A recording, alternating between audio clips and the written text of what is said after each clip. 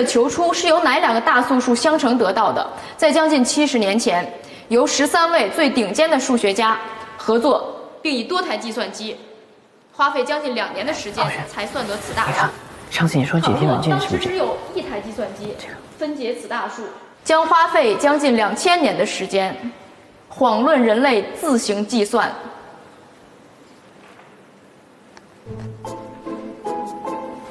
老师，你讲的题太深奥了，我听不懂，所以我就用这个解题 APP 来解题，答案一搜进去就出来了，而且它里面还不止这个解题软件。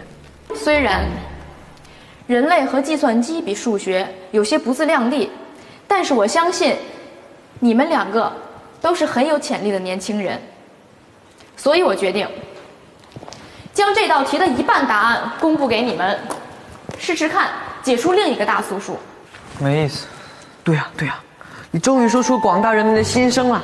隋月，你不许再胡闹了。郑老师，如果我用欧几里得的辗转相除法的话，在已知几个大素数的状况下，应该会更好算一些。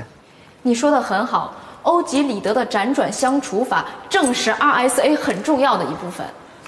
我们参加的是密码社，从第1堂课到现在，都在算数学，一个密码也没解过。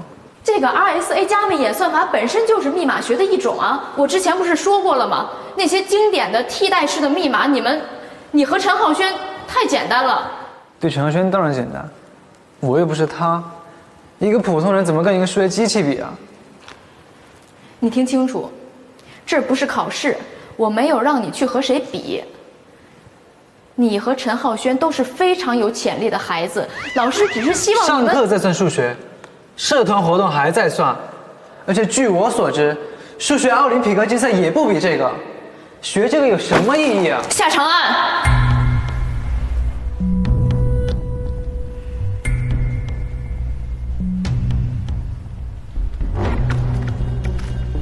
算了，今天就到这儿。